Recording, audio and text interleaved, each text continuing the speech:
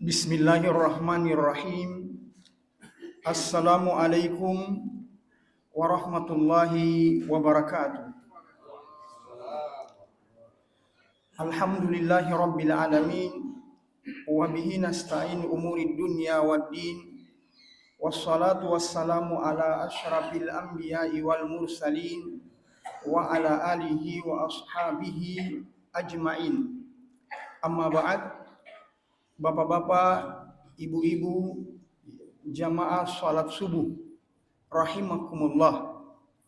Alhamdulillah, kembali bersama-sama kita memperbaharui rasa syukur kita kepada Allah Subhanahu wa taala. Pada pagi hari ini, hari yang keempat dari bulan suci Ramadan, kita semua adalah orang-orang pilihan dari Allah Subhanahu wa taala, yang dimudahkan oleh Allah untuk bisa bangun dengan perasaan gembira, perasaan tenang, untuk bersegera memenuhi panggilan Allah Subhanahu wa taala dalam menegakkan salat subuh secara berjamaah. Salawat dan taslim semoga senantiasa tercurah kepada junjungan kita Nabiullah Muhammad sallallahu alaihi wasallam.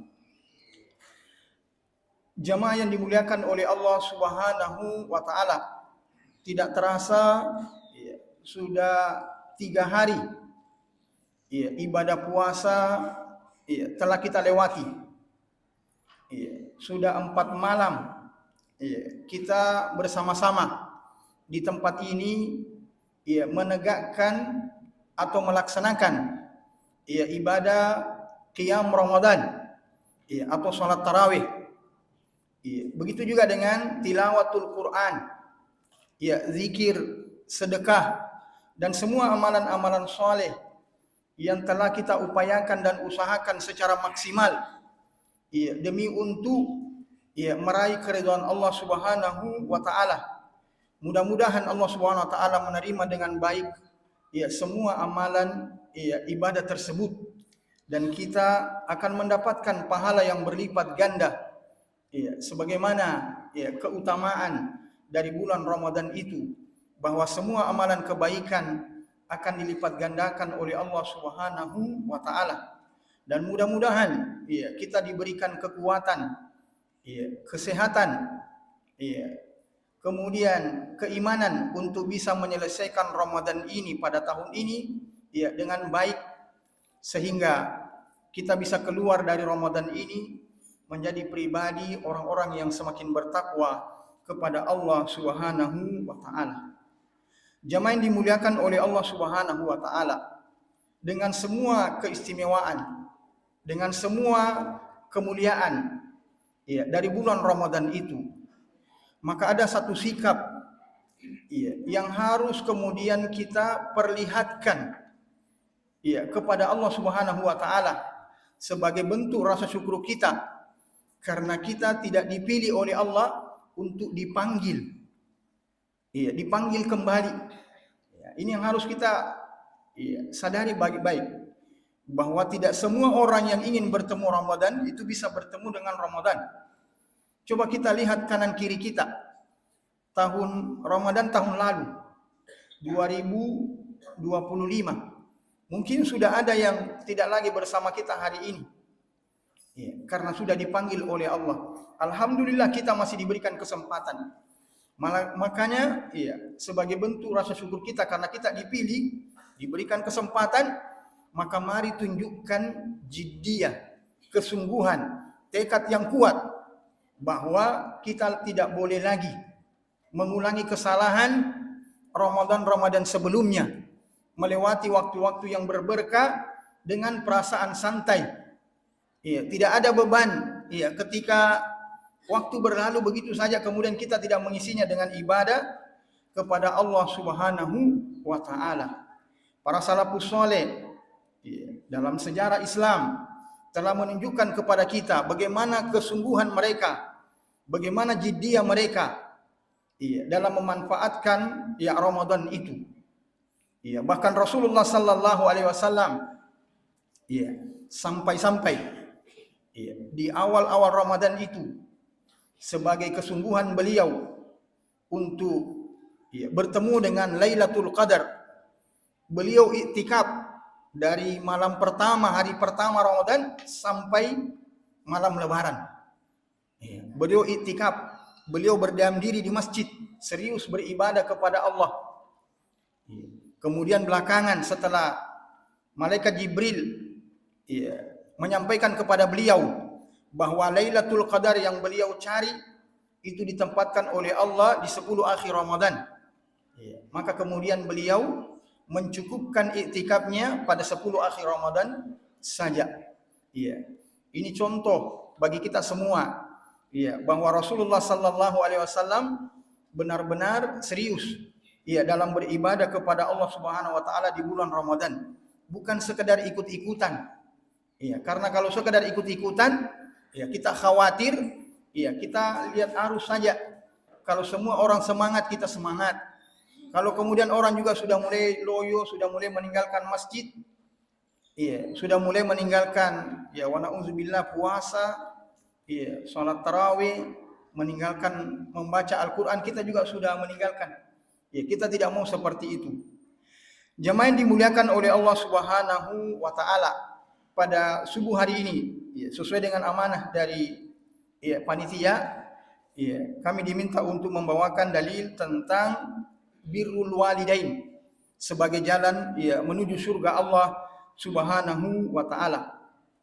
Seperti kita ketahui bersama bahwa salah satu amalan yang sangat ditekankan dalam Islam, bahkan Allah Subhanahu wa taala memerintahkan langsung di dalam Al-Qur'an, yaitu birrul walidain. Berbuat baik, berbakti kepada kedua orang tua. Di dalam Al-Qur'an, surah Al-Isra ayat ke-23, Allah Subhanahu wa taala mengatakan, wa qada rabbuka alla ta'budu illa iyyah wa bil walidaini ihsana. Dan Rabbmu, Allah Subhanahu wa taala, telah memerintahkan agar kalian tidak menyembah selain Dia, dan hendaklah berbuat baik kepada kedua orang tua.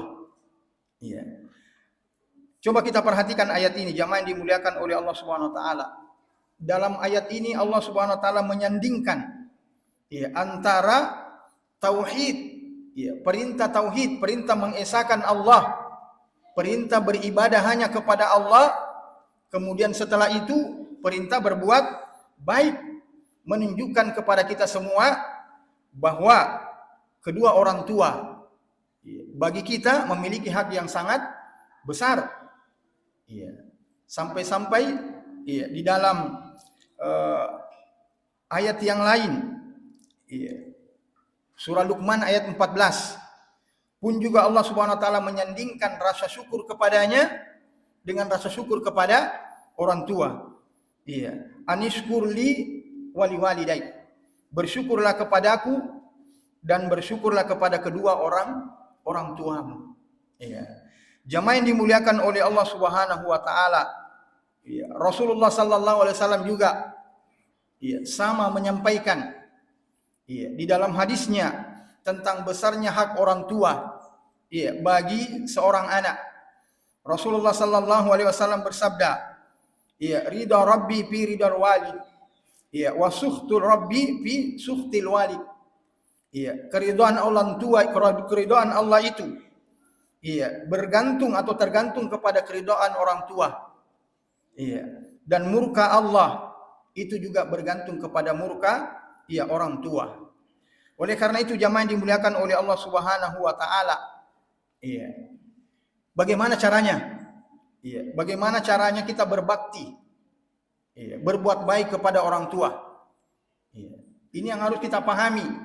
Sebagian orang mendefinisikan berbuat baik kepada orang tua itu hanya ranah duniawi sifatnya, seperti memberikan makanan, memudahkan urusannya, memperhatikan hajat dan kebutuhannya. Kita lupa bahwa orang tua kita ini seperti juga kita dia tidak hanya butuh pada urusan duniawi sifatnya, tapi juga butuh urusan ya ukhrawi. Ya, maka kita sebagai anak yang paham dan mengerti, ya, juga harus perhatikan sholat orang tua kita, perhatikan ibadah orang tua kita, ya, tuntun dia. Ya, misalnya ya, sekarang di bulan Ramadan ada orang tua yang sudah tidak sanggup berpuasa, ya, maka harus dibantu dia untuk menunaikan fidyahnya. Ya, karena orang tua yang sudah lemah, sudah tidak kuat fisiknya berpuasa, iya, itu tetap ada kewajibannya, iya, untuk mengganti puasanya dengan fidyah. Maka kita sebagai anaknya yang harus mengurus itu.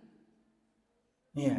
Kalau orang tua masih sadar, diingatkan dia, dibantu dia untuk iya, ibadah sholatnya. Kalau masih bisa melihat, iya, masih bisa komunikasi, iya, maka dituntun dia, dibantu dia untuk juga banyak membaca Al-Quran. Karena biasanya orang tua itu kalau sudah usia-usia lanjut tidak lagi aktif seperti kita, ya di rumah saja. Ya, maka bantu dia untuk kemudian melakukan kegiatan-kegiatan, ya, mempersiapkan dirinya, ya, untuk ya, dipanggil oleh Allah Subhanahu Wa Taala. Mudah-mudahan dia dalam keadaan husnul khatimah. Ya, ini semua diperlukan bantuan dari anak-anak yang saleh. Jangan cuma dilihat, jangan cuma makannya diperhatikan, ya kan? Kebutuhan-kebutuhan yang sifatnya lahiriah itu penting, tapi yang jauh lebih penting adalah ya kewajiban ukhrawinya, ya kewajiban ukhrawinya. Ya. Kemudian ya tidak boleh juga kita lupa adalah tentang ya akidah, keyakinan, ya khususnya orang-orang tua kita yang ya mungkin tidak seperti kita, yang mengenyam pendidikan yang luar biasa. Ya, maka harus diingatkan orang tua untuk kemudian kalau masih terpengaruh dengan ya, i'tiqad, keyakinan orang-orang dulu, ya ini harus diluruskan. Ya, saya masih ingat, ya, saya punya nenek. Ya, menjelang kematiannya, dia sampaikan kepada anaknya, kepada om saya, ya, kepada bapak saya. Ya. Saya waktu itu sudah usia kelas 6 SD. Ya. Menjelang kematian nenek itu diingatkan oleh bapak dan om saya. Ya. Beliau mengatakan, "Mak, ya, ucapkan kalimat ini, la ilaha illallah. Ya. Dan pegang ini kalimat sampai mati. Jangan lepaskan ini kalimat. Ya. La ilaha illallah Muhammad Rasulullah." Ya. Kemudian nenek bilang, "Tidak. Iya, saya pakai bahasa daerah. Saya tetap ya, seperti yang ya, dulu saya pelajari sama nenekmu. Ya, menangis saya punya bapak. Ya, om juga seperti itu. Kenapa bisa begini? Ya, kenapa nenek justru ya, yakin dengan apa yang dia terima dari orang-orang dulunya? Ini menjadi pelajaran bagi kita semua bahwa jangan sampai ya nanti menjelang kematian baru kita kaget bahwa ternyata kita punya orang tua punya keyakinan i'tiqad yang lain. Iya, wa na'udzubillahi min dzalik. Maka perlu dialog, perlu bicara baik-baik ya kepada orang tua. Karena ini modal besar ini. Kapan ya, kita tidak bisa ya, meluruskan orang tua ya, menjelang kematiannya dengan i'tiqad seperti ini, maka semuanya itu tidak ada gunanya. Semua amalannya tidak akan berguna ketika dia punya i'tiqad, keyakinan. Ya. Ada yang lain yang dia yakini selain Allah. Ya, wa na'udzubillahi min dzalik. Ya. Jamaah yang dimuliakan oleh Allah Subhanahu wa taala.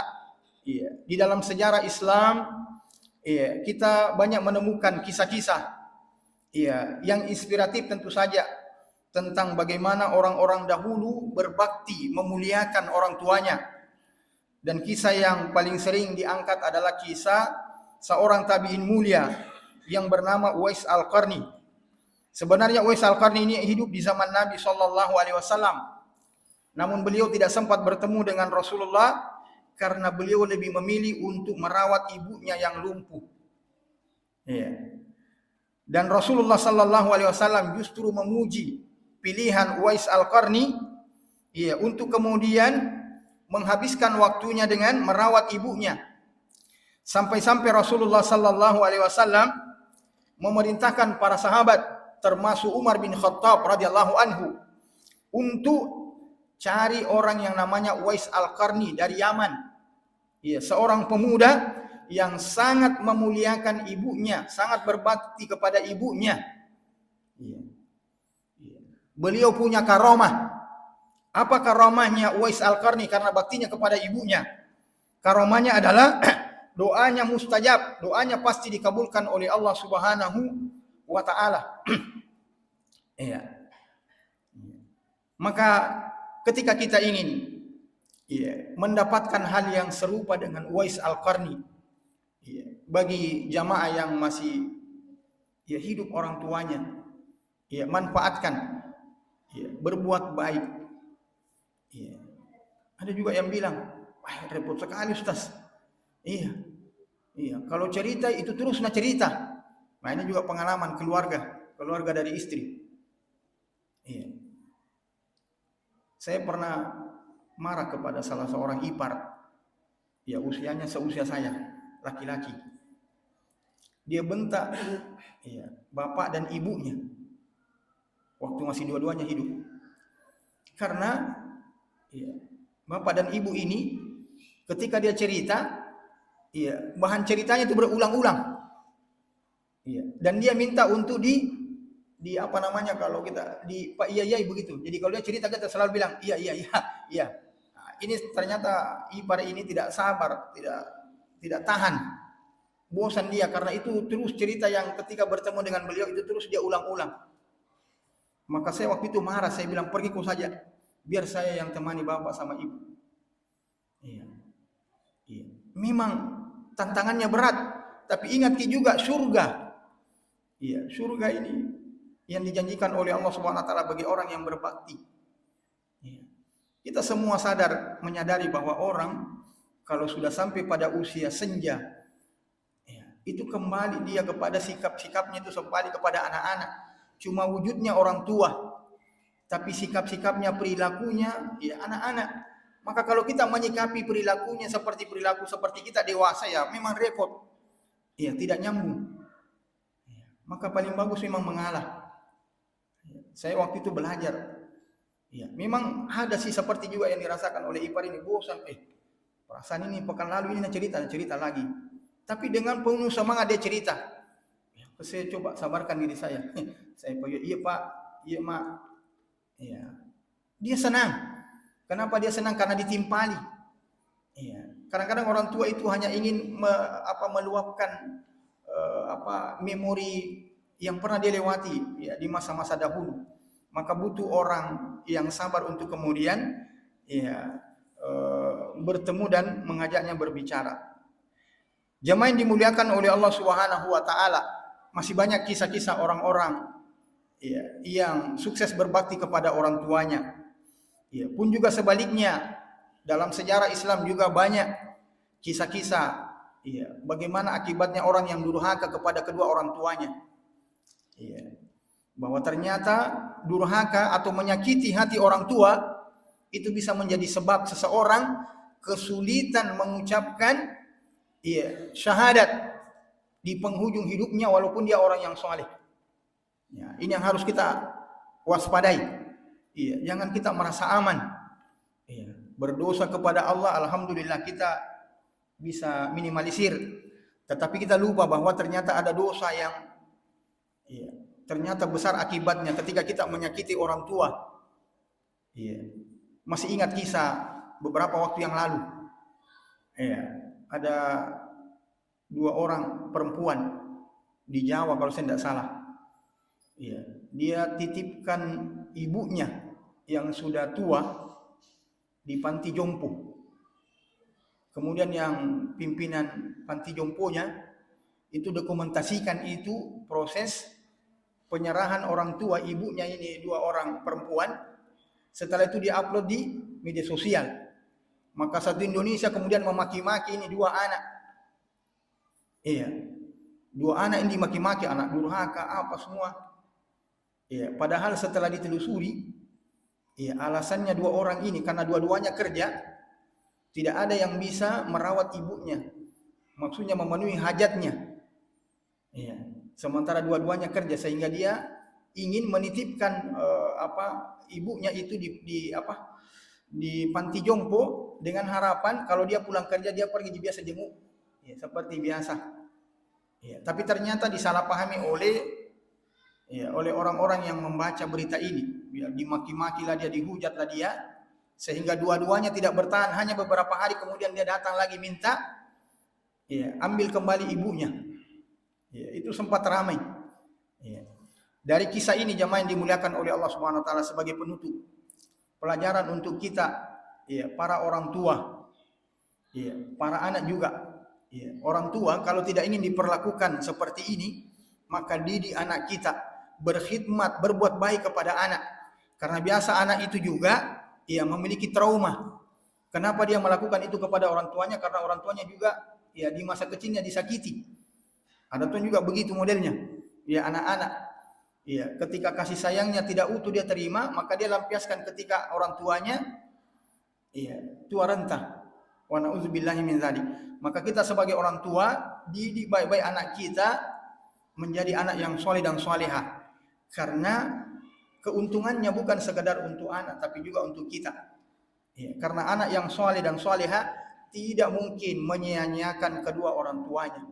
Yang menyia-nyiakan orang tua itu adalah anak-anak yang tidak soleh. Ya. Begitu juga kita sebagai orang tua, ya, sebagai anak, ya, harus paham bahwa surga dan neraka kita itu sangat bergantung kepada keridhaan orang tua kepada kita. Maka jangan pernah ragu, ya, untuk, ya, memuluskan apa saja yang diinginkan oleh orang tua, selama itu boleh. Ya, para ulama salafus saleh juga seperti itu. Ya. Ya. Al-Imam Abu Hanifah, ya, pernah, ya, suatu waktu, ya, bersama ibunya. Ibunya kemudian ingin bertanya kepada salah seorang ulama tentang persoalan agama. Coba kita bayangkan ini. Ya, seorang imam, ibunya mau bertanya persoalan agama, tapi dia tidak mau bertanya kepada anaknya. Nah, ini anaknya ulama besar. Ibunya bertanya, antar saya ke rumahnya fulan. Ya, salah seorang, ya, alim juga, orang yang ahli dalam agama juga. Saya mau minta fatwa kepadanya tentang masalah agama. Ya. Maka, ya, Imam Abu Hanifah kemudian mengatakan, iya, ya, saya antar. Maka dia antar, ketika sampai di rumahnya dia kaget. Ini juga yang didatangi kaget. Kenapa guru saya datang dengan orang tuanya lagi? Ya. Maka Imam Abu Hanifah kemudian bertanya, sebelum dia bertemu dengan orang tuanya, dia kasih tahu, bila nanti ibu saya itu bertanya tentang persoalan ini, iya, dia tidak mau bertanya kepada saya, dia lebih percaya kepada kau. Maka jawab seperti ini. Iya. Maka sang murid kemudian menjawab seperti yang disampaikan oleh Imam Abu Hanifah. Iya. Ketika mendapatkan jawaban dari murid Imam Abu Hanifah, ibunya mengatakan, jago memang ini ustaz kah? Iya, jago memang ini imam. Iya. Dia tidak tahu bahwa yang dia tempat yang bertanya itu muridnya, anaknya. Iya. Tapi Imam Abu Hanifah juga tidak mau menonjolkan dirinya, bilang, nah muridku itu tidak seperti itu, karena dia ingin hargai keinginan orang tuanya dan tidak ada masalah. Iya. Lebih kaget lagi muridnya, kenapa saya ditanya? Ya, muridnya juga tidak mau sampaikan, bilang, kenapa kita tanya saya? Nah, ini guru saya. Tidak seperti itu, karena menghargai perasaan ibu dari Imam Abu Hanifah. Ya, sayangnya hari ini, ya, sikap-sikap tawadu seperti ini, ya, sebagian anak-anak mulai hilang. Ya, mungkin karena sumber informasi sudah sangat banyak, ya, menganggap dirinya tahu semua. Ya, bahkan pola komunikasi saya perhatikan sangat menyedihkan hari ini. Ya, anak-anak kita. Ya, anak-anak kita kalau diajak bicara, kita punya pandangan, itu Pak, ketinggalan itu begini-begini, kayak kita dianggap sambil lalu begitu. Wa na'udzubillah. Ya, beda betul kita dengan generasi 70-an. Ya, sangat khidmat, sangat menghormati orang tua, guru. Ya. Jemaah yang dimuliakan oleh Allah Subhanahu wa taala, ya, masih banyak, ya, kisah-kisah yang bisa kita jadikan inspirasi. Sebagai penutup, ya, beberapa bentuk birrul walidain yang harus kemudian kita lakukan kepada kedua orang tuanya, kepada kedua orang tua kita masing-masing. Yang pertama adalah senantiasa membiasakan berkata lembut, ya, dan tidak membentak. Mendoakan mereka setiap saat, membantu kebutuhan mereka, mendahulukan kepentingan mereka, dan tetap berbuat baik walaupun mereka sudah wafat dengan jalan berdoa, kemudian bersedekah atas nama mereka, ya, dan amalan-amalan yang lain yang kita peruntukkan untuk kedua orang tua kita. Mudah-mudahan orang tua kita menjadi jalan bagi kita untuk bisa masuk ke dalam surga Allah Subhanahu wa taala, dan kita semua dikumpulkan bersama orang tua masing-masing, ya, di surga. Satu kenangan yang luar biasa kalau di dunia kita bisa bahagia bersamanya, kemudian berlanjut kebahagiaan itu di surga Allah Subhanahu wa taala. Subhanakallahumma rabbana wa bihamdik asyhadu an la ilaha illa anta astaghfiruka wa atubu ilaik. Wa akhiru da'wana alhamdulillahi rabbil alamin. Wassalamualaikum warahmatullahi wabarakatuh.